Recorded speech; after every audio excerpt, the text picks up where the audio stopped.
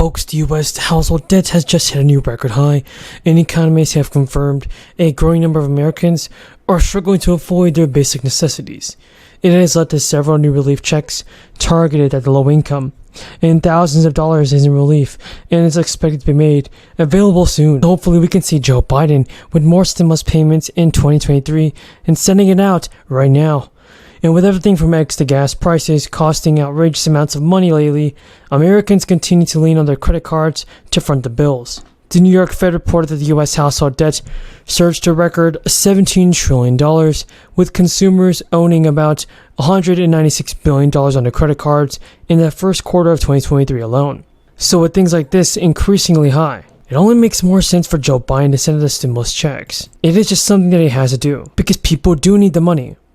And the latest data shows that the average price of gas is already $3.53. It's cheaper than some of the prices we saw last year, but prices are increasing once again. And according to data from the U.S. Energy Information Administration, compared with peak gas prices, the current average represents a roughly 29% decline since June 2022. Spot shortages can drive up gas prices locally because of refinery or pipeline shutdown, blending issues, or even gouging. But big nationwide swings in the price of gas are almost always due to the price of crude oil. The cost of crude oil typically represents more than half of the cost of a gallon of gas. Refining, distribution, and taxes account for the remainder. Over time, the price of crude oil and the price of gas move with supply. Many factors affect both prices. U.S. home prices have also just logged their biggest annualized drop in over 11 years, with soaring mortgage rates driving a slowdown. The national median home price has slumped to about $388,000 last month. It's down a percentage, but it's not enough to help people who are suffering. The slump comes amid a rapid rise in mortgage rates, with the average 30-year fixed-rate mortgage. That was likely weighed on demand by making homes less affordable for most buyers, and discouraging people locked in at lower mortgage rates. Mortgages have become more expensive over the past year due to Federal Reserve's aggressive interest rate hikes. The central bank has lifted its benchmark borrowing cost from near 0 to over 5% over the past year, in a bid to bring down soaring prices. And while inflation appears to be cooling and moving closer to the Fed's target, that's weighed heavily on certain stocks, as well as bonds and housing. So while the federal government has already stepped in to help American people financially, the spotlight is on states and cities. A total of 19 states have offered inflation relief payments to the residents, and the goal of these checks is to help citizens cope with rising inflation. Alaska residents have long been able to take advantage of a shared tax revenue program that comes from oil extraction through the Permanent Fund Dividend Program. In 2023, each approved applicant is going to get a nice chunk of change, and that is going to be $3,200. Thank you, Mr. Chairman. Madam Secretary, you know very well the issues related to our legacy wells up north, particularly within the National Petroleum Reserve. We provided significant resources to the department to address these. Last year, $22 million. But what we're hearing is the concern, and I know it's been raised with you, that these wells are not being plugged to the appropriate standards. In March, there were releases that came from previously plugged legacy wells. You know, once they're plugged, they shouldn't be a problem. But what we're facing is the standards that are used by the state government in Alaska are more stringent, and they result in better remediation outcomes. I don't know if this is a staffing issue at BLM. If so, we can work to address that.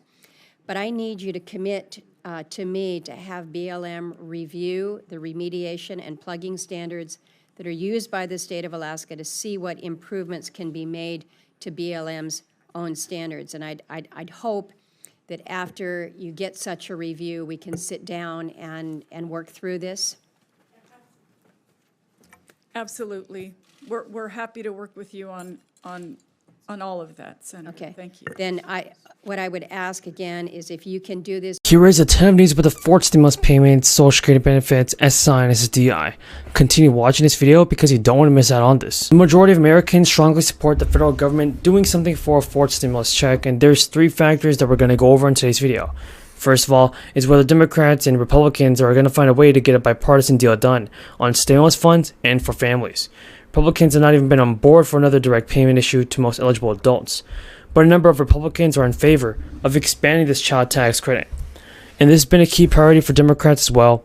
Although there is a disagreement about how such a tax credit should be structured, it's possible from lawmakers both sides of the aisle that they will come together to find a compromise that will control Congress to split.